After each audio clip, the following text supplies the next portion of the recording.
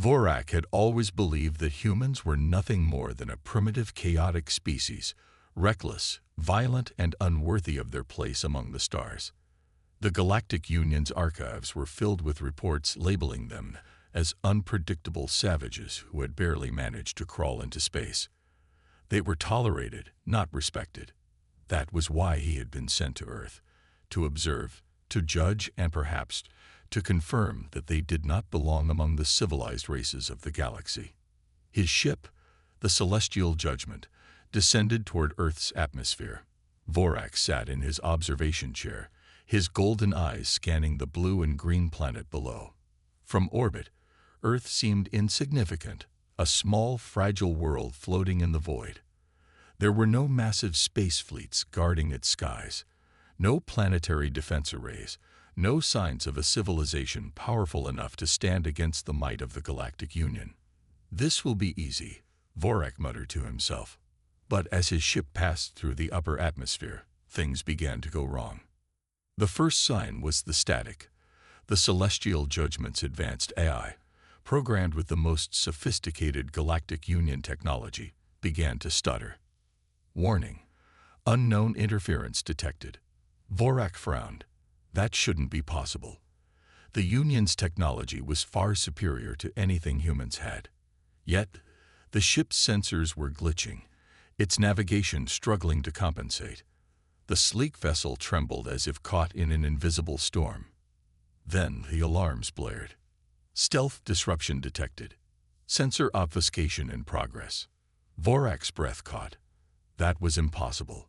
His ship was equipped with the latest stealth technology, capable of rendering it invisible to even the most advanced civilizations in the galaxy.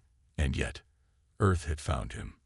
Outside the ship, the sky darkened unnaturally. The beautiful blue of Earth's atmosphere seemed to twist, distort, and swirl like a living thing. The clouds shifted in unnatural patterns, forming strange spirals that were too precise to be a coincidence. Vorak had seen planetary weather manipulation before, but nothing like this. His hands tightened on the armrests. Unknown surveillance network detected. Countermeasures failing. Vorak's heart pounded. The ship's AI was struggling. No, it was losing. Then his cockpit screens flickered, and a single message appeared on the main display. "We see you." For the first time in his career, Vorak felt fear. The Celestial Judgment shuddered violently as some invisible force, gripped it. The engines whined, struggling against an unseen power. Vorak tried to take manual control, but the ship's systems refused to respond. It was as if something had hijacked his vessel. He clenched his teeth. Impossible. And then, Earth pulled him down. The ship was no longer flying. It was falling. The clouds parted, revealing the sprawling cityscape of Earth below. Vorak barely had time to register the towering skyscrapers, the neon-lit streets, the sheer density of human civilization, before his ship plummeted toward a massive industrial complex. At the last moment, just when impact seemed inevitable, an unknown force slowed the descent. The Celestial Judgment landed roughly but intact, skidding across a reinforced landing platform. The ship's hull screeched against the metal, sparks flying before it finally came to a halt. Silence. Vorak's breathing was ragged. He was alive. But he wasn't safe. His hands flew over the controls, trying to reboot the ship. But the systems were completely locked. Something was blocking him. Then, a voice crackled through his ship's communication system. A voice that should not have been able to reach him. "Welcome to Earth, Consul Vorak. We've been expecting you." His blood ran cold. How? The Galactic Union had not announced his visit. No official transmissions had been sent. This mission was supposed to be a secret. Vorak's claws flexed against the armrest as the realization hit him. Earth had known. They had always known. Outside, something moved. A shadow passed over his viewport. Vorak's golden eyes narrowed as he saw figures approaching, human soldiers, fully armored, their weapons aimed at his ship. Their armor wasn't like the primitive battle suits the Union had described in its reports.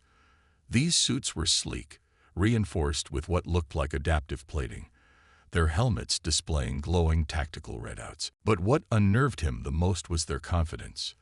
These weren't soldiers panicked at the arrival of an alien vessel. They weren't scrambling, weren't disorganized.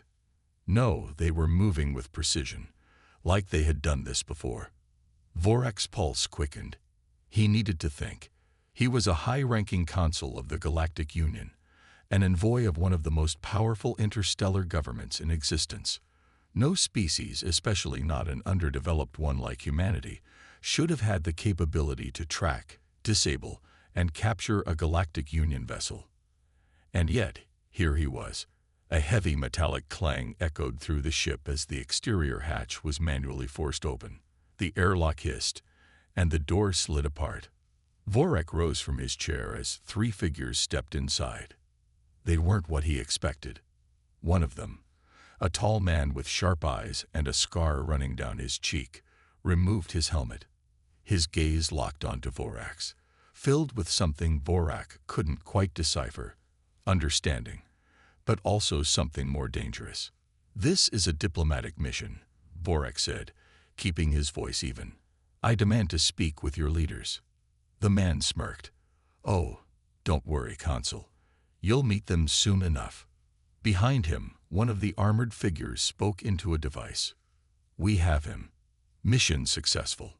Vorak stiffened. Mission successful. That meant this was never an accident. This was a trap. Vorak's mind raced. The interference, the sudden system failures, the message on his screen. This had all been orchestrated. The Galactic Union had underestimated humans. Vorak had underestimated humans. As he was escorted out of his ship, his eyes scanned the city skyline. It was a mix of towering steel and flashing lights, technology both advanced and practical. But something in the air felt different. There was a presence here, an energy, a hunger he had never seen in any other species. And deep in his gut, he knew. Earth was not what he had been led to believe. It was something far more dangerous, and he was right in the middle of it. Vorak walked through the dimly lit corridor, his sharp eyes scanning every detail. The walls were made of reinforced metal, sleek and polished, yet strangely human. The lighting was soft but efficient, casting a subtle glow over the soldiers escorting him. Their movements were controlled, their postures confident but not aggressive. They didn't treat him like a prisoner, yet they didn't treat him like an honored guest either. It was something in between, something Vorak couldn't quite define. He had studied humans before, read the reports, analyzed their history. They were reckless, emotional, unpredictable. Their civilizations had risen and fallen countless times, often due to their own conflicts. And yet, here they were, still standing, still fighting, still evolving. One of the soldiers, a woman with sharp green eyes, glanced at him before speaking. "You're a lot shorter than I expected." Vorak's eyes narrowed. His species, the Vorans, were lean but powerful, their strength hidden beneath their compact frames. He was nearly 6 feet tall, an average height for his kind, but compared to the broad-shouldered humans, he did feel smaller. He chose not to respond, keeping his expression neutral. The soldier smirked. "Not much of a talker, huh?" The man leading the group, the one with the scared face, shot her a look. "Enough, Carter. Stay focused." She shrugged but didn't say anything else. Vorak's mind was racing. He wasn't restrained. That meant they weren't afraid of him. Or worse, they were so confident in their control that they didn't need to restrain him. That thought sent a chill through him. The Galactic Union had dismissed humans as an unstable, lesser race. But these soldiers were calm, collected, and most disturbingly, in control of the situation. They led him through several security doors, each one scanning them before unlocking. Vorak took mental notes. The technology was advanced, not as refined as the Galactic Union's, but more practical, efficient, built for function, not just superiority. Finally, they entered a large chamber. It wasn't a prison cell or an interrogation room. It was a well-furnished office with a massive screen on one side and a large metallic table in the center. A woman stood at the far end, her back turned as she stared at the screen displaying a holographic map of the planet. She was older, her dark hair streaked with silver, but her posture radiated authority. The scared soldier cleared his throat. "General, the consul is here." The woman turned, her sharp blue eyes locking onto Vorak. There was no fear in her gaze, no hesitation, only calculation. "So," she said, folding her arms, "you're the one they sent." Vorak straightened. "I am Consul Vorak of the Galactic Union. I was sent to." She held up a hand, cutting him off. "Save the speech. We both know you weren't sent here for diplomacy." Vorak's jaw tightened. She was right. His mission had been one of observation, not negotiation. The Galactic Union still hadn't decided what to do about humanity. Some saw them as a potential ally, others as a threat that needed to be contained. Vorak had leaned toward the latter. Until now. The general gestured to the chair opposite her. "Sit." He hesitated, not because he was afraid, but because this was not how first contact was supposed to go. He had expected fear, resistance, maybe even hostility. But this was a controlled operation, and he was no longer the one in control. Still, he sat. The scared soldier and the woman called Carter stood behind him, watching. The general leaned forward. "Tell me, Consul, what do you think of Earth so far?" Vorak chose his words carefully. "It is different from what I expected." She smirked. "I bet it is." For a few moments, there was silence. Vorak studied her, and she studied him right back. Then she pressed a button on the table, and the holographic map shifted. It zoomed in on a location far from their current position, a war-torn battlefield.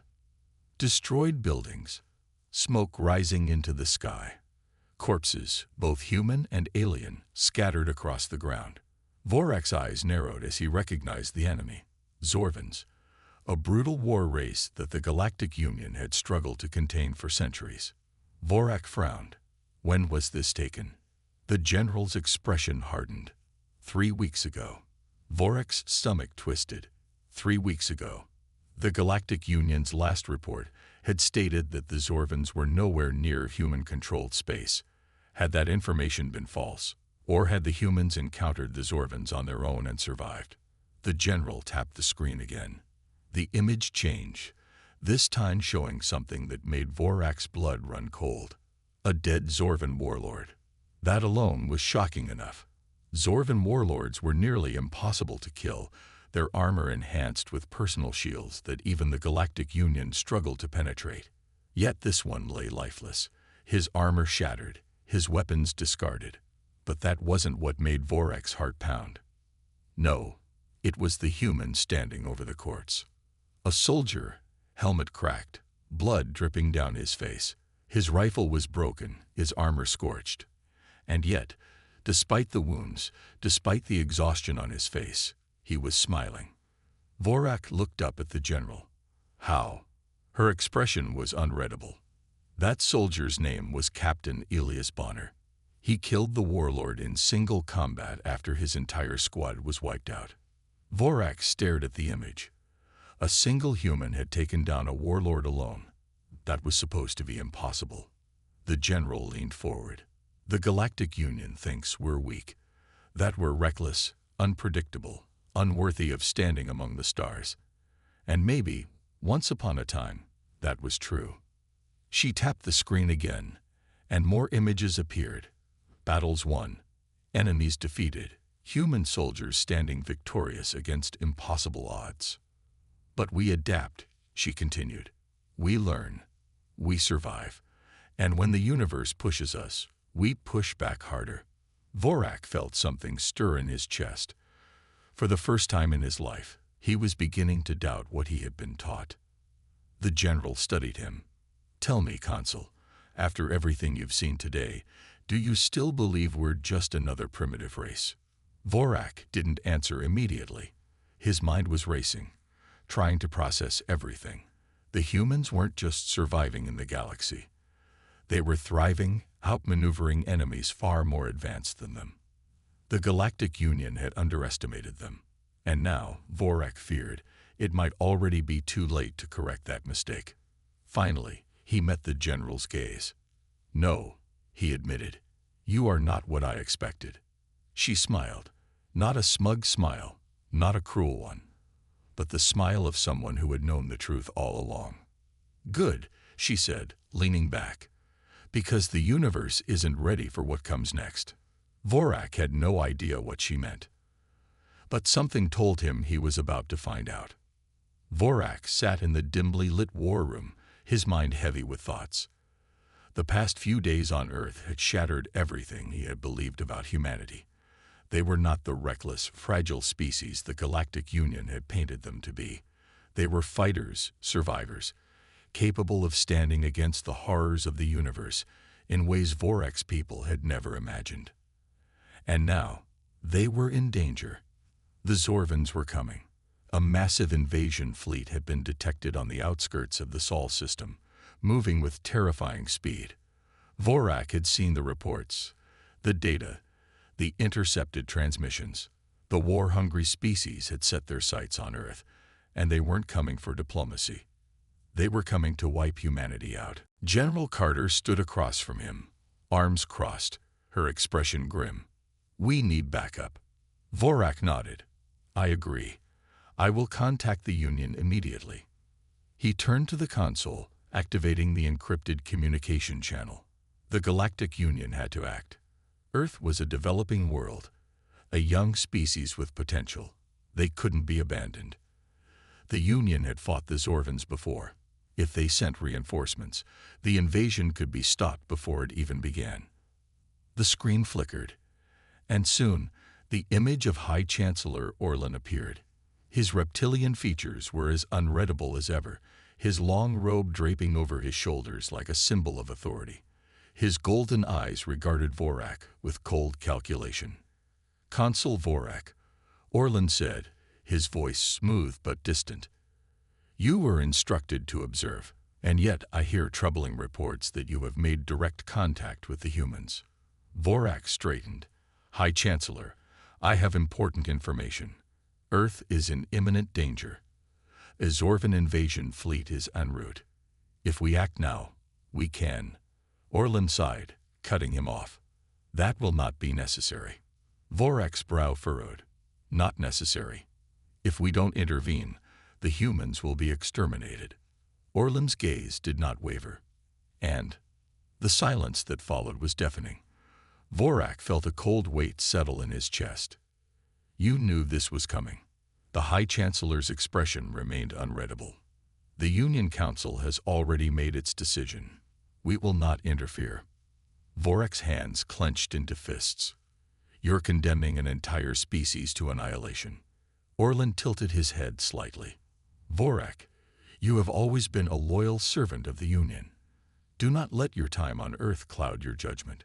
The humans are a complication. Their presence in the galactic sphere has always been an anomaly. If the Zorvans remove them, it will bring stability." "Stability," Vorak repeated, his voice filled with disbelief. "This isn't stability. This is genocide." Orlan sighed again, as if Vorak were a child failing to understand something obvious.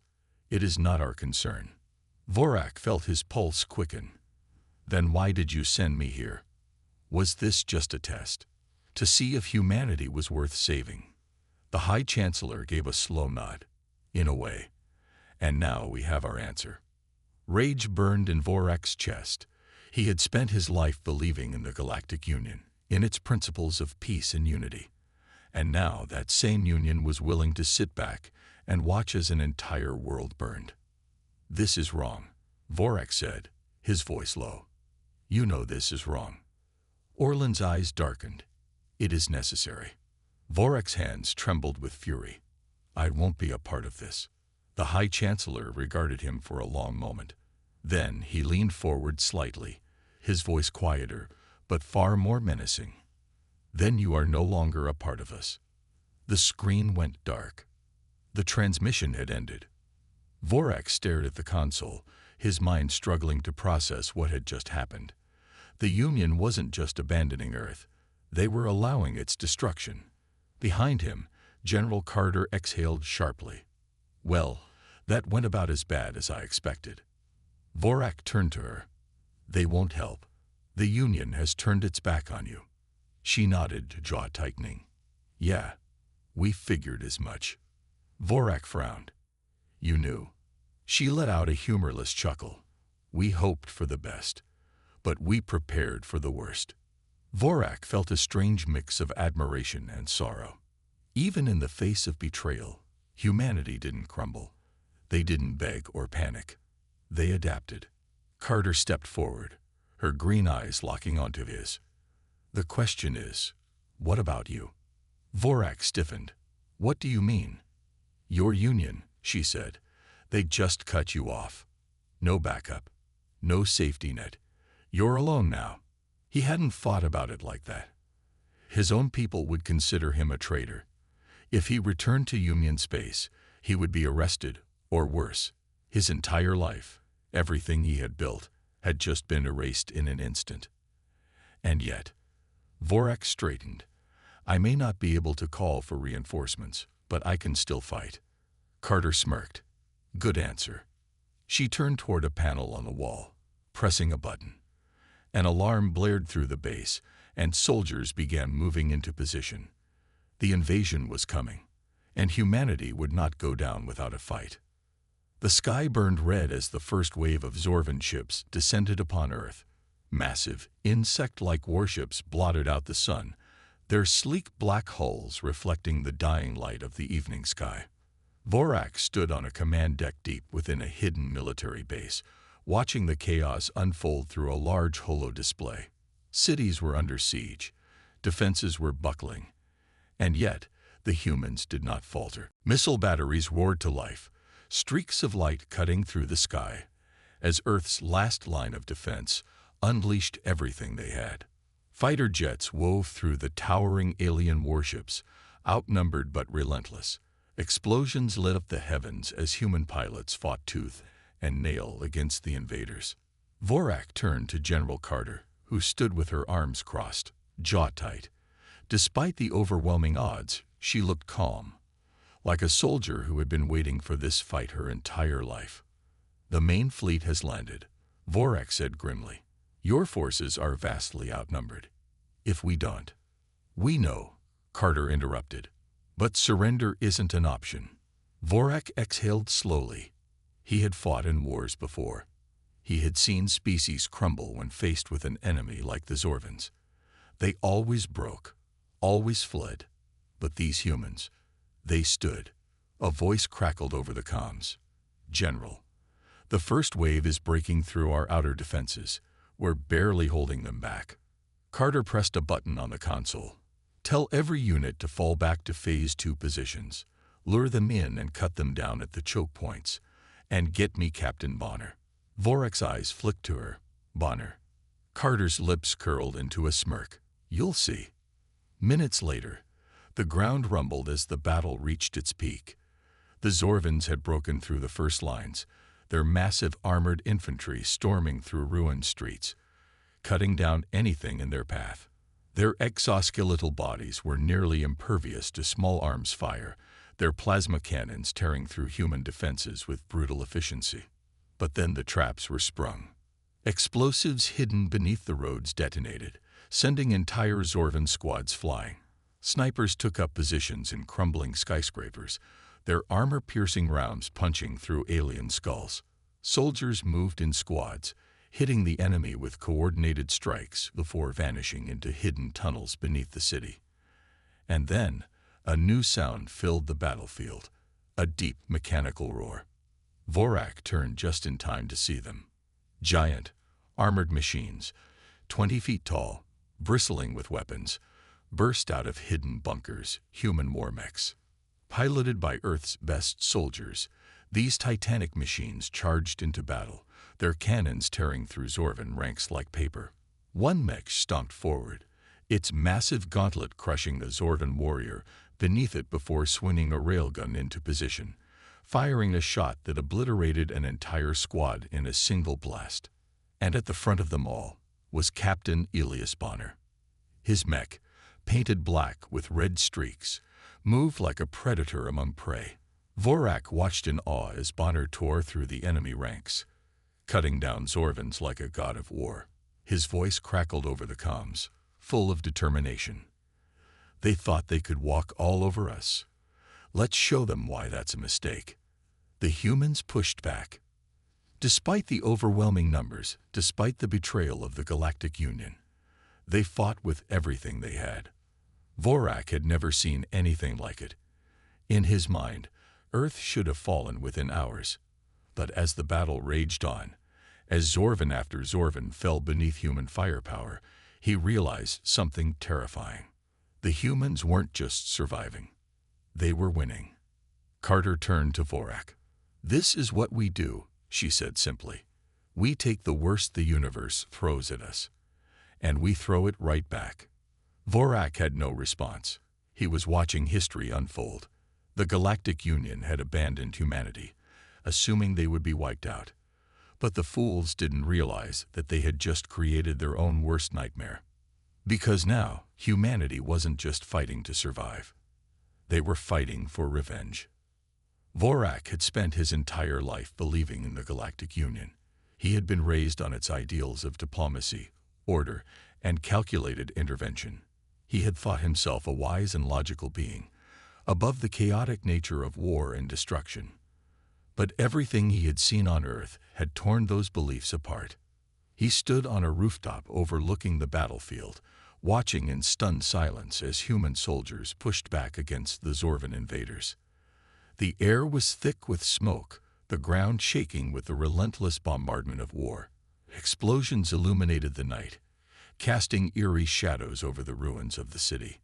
And yet, amidst the chaos, humanity stood firm. Vorak had always assumed that war broke species, that under enough pressure, even the strongest civilizations would crumble. He had seen it happen before. But the humans, they adapted. They refused to yield. They did not wait for miracles or outside saviors.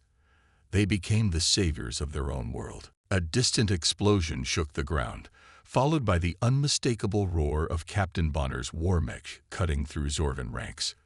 Vorak turned his gaze toward the massive machine as it tore an enemy walker in half, its railgun blasting a hole through the advancing alien forces.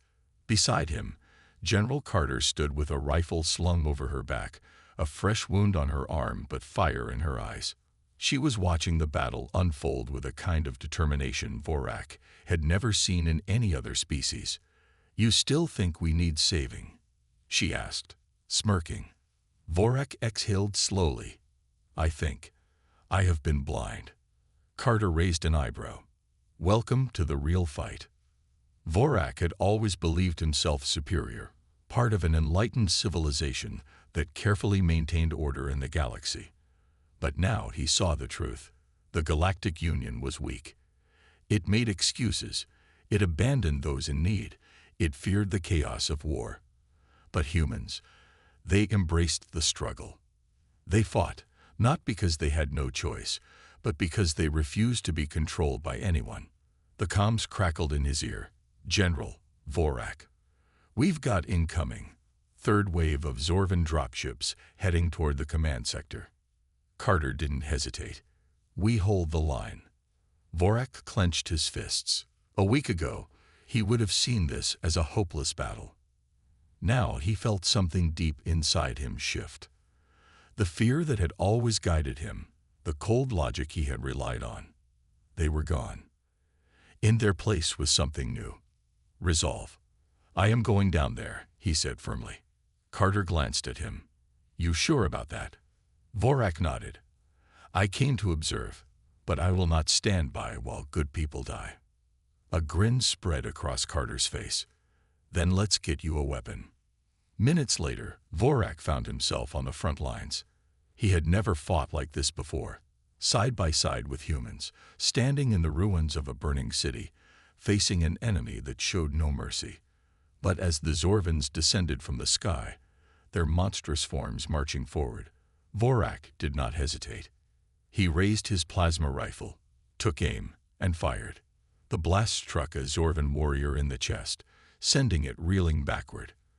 Another lunged at him, but before it could reach him, a human soldier tackled it, stabbing a combat knife through its throat. "Watch your six, alien," the soldier barked, grinning before diving back into the fight. Vorak had never felt this alive. For the first time in his life, he wasn't just a diplomat. He wasn't just an observer. He was a fighter. And he understood now.